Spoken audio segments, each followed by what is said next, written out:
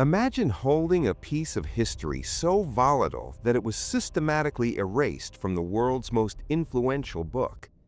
For centuries, a singular narrative has shaped our understanding of the divine, yet beneath the surface of the accepted scriptures lies a shadow library of texts that were deemed too dangerous for the common ear. These are not merely forgotten poems or obscure letters, they are the forbidden books. And one in particular carries a message so transformative that its suppression changed the course of human spirituality forever. To understand why a book would be forbidden, you first have to visualize the world of the early scribes. Picture a flickering candle in a stone cell, the smell of old vellum and iron gall ink, and the weight of a decision that would echo for 2,000 years. In the 4th century, a group of powerful men gathered to decide what was God's word and what was heresy. They were curators of the soul, cutting away anything that didn't fit a specific centralized vision of power and order. But think about this for a second. What happens to the truth that is left on the cutting room floor? The most striking example of this lost wisdom is the Book of Enoch. For over 1,000 years, this text was a ghost, whispered about in hushed tones, but physically absent from the Western world. It wasn't until the late 18th century that travelers discovered copies preserved in the remote monasteries of Ethiopia. When scholars finally translated these ancient pages, they didn't just find a simple religious manual. They found a cosmic detective story that describes a reality far more complex and terrifying than the version we were taught in Sunday school. Here is where it becomes truly unsettling. The Book of Enoch provides the missing why behind the great catastrophes of ancient history. While the standard Genesis account briefly mentions the sons of God coming down to earth, Enoch zooms in with microscopic, chilling detail. It describes 200 high-ranking celestial beings, the Watchers, who looked down on humanity and felt a hunger that was never meant to exist. They didn't just visit, they defected. They broke a cosmic boundary that was supposed to be impenetrable, and the consequences were monstrous. Most people miss the sheer scale of the corruption described in these forbidden pages. According to Enoch, these fallen beings didn't just create physical offspring, the giants known as the Nephilim. They also traded forbidden technology for human adoration. Imagine the ancient world suddenly flooded with the secrets of metallurgy, the forging of swords, the art of cosmetics, and the movement of the stars. It wasn't a gift, it was a contamination of the human spirit.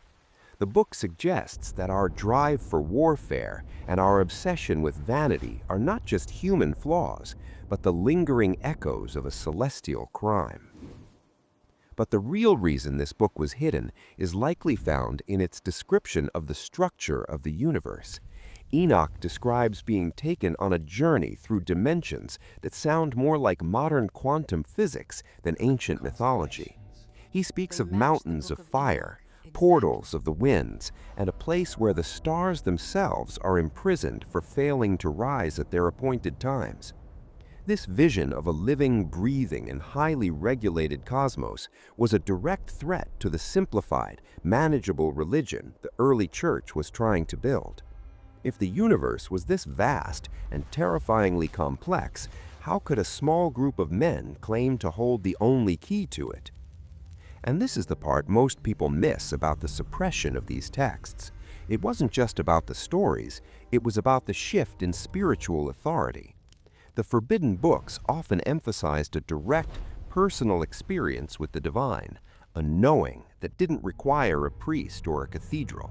When you remove a book that says an ordinary man named Enoch walked with God and saw the blueprints of heaven, you make God feel more distant. You make the institution the only bridge to the sacred. By hiding these insights, the authorities didn't just protect the flock, they created a monopoly on the afterlife. Think about the silence that followed the removal of these books.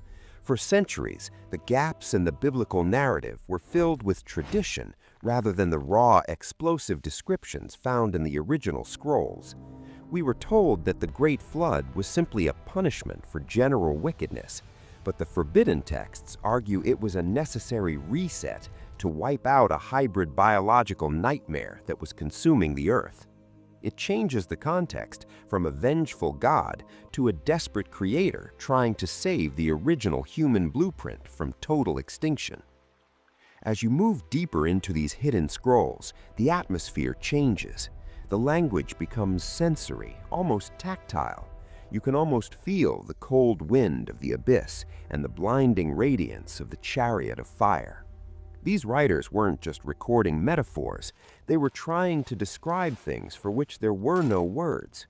When Enoch describes a house built of hailstones and tongues of fire, he is struggling to translate a multidimensional experience into a three-dimensional language. It makes you wonder what else was lost in translation when the editors of history decided these visions were too weird for the public. Here is something even more profound to consider. The discovery of the Dead Sea Scrolls in 1947 changed everything. Among the ruins of Qumran, archaeologists found fragments of the Book of Enoch and other forbidden works mixed right in with the official books like Isaiah and the Psalms. This proves that the ancient spiritual community didn't see these books as extra or fake. To them, they were essential pieces of the puzzle. They lived in a world where the veil between the physical and the spiritual was paper thin, and these books were the maps to navigate that thinness. The spiritual insights within these hidden pages reveal a God who is far more involved in the microscopic details of creation than we imagine. They speak of angels assigned to every drop of rain and every gust of wind. They describe a world where everything is conscious and interconnected. If this is the plan that was hidden, it suggests that our modern materialistic view of the world is exactly what the ancient suppressors wanted, a world where we feel alone, disconnected from the cosmic gears turning just out of sight. It's easy to dismiss these stories as mere folklore, but consider the effort spent to destroy them. You don't burn books that are harmless. You don't hunt down scrolls across 3 continents if they contain nothing but fairy tales. You suppress information that has the power to shift the balance of power. The removal of the Book of Enoch and its siblings was a surgical strike against a specific kind of human awareness, an awareness that we are part of a much larger, much older, and much more dangerous cosmic drama. As we stand in the modern age looking back at these fragments, the mystery only deepens. Why are we so drawn to these lost stories today? Perhaps it's because the standard narrative has left us with questions that only the forbidden books can answer. We feel the lag in our understanding of the ancient world. We sense that there is a chapter missing from the story of our origins. The persistent fascination with giants, fallen angels, and hidden dimensions isn't just a trend, it's a collective memory trying to resurface. In the end, the Forbidden Book isn't just a collection of old words, it's a mirror. It reflects a version of God's plan that is vast, terrifying, and incredibly beautiful. A plan where humanity isn't just a random accident, but a central player in a war for the soul of the universe. By looking into these hidden pages, we aren't just uncovering history. We are reclaiming a part of our own identity that was stolen in a stone cell 16 centuries ago. The books were hidden, but the truth they contain has a way of waiting. It waits in the dust, in the caves, and in the quiet corners of the mind, until someone is brave enough to look for the parts of the story they weren't supposed to know.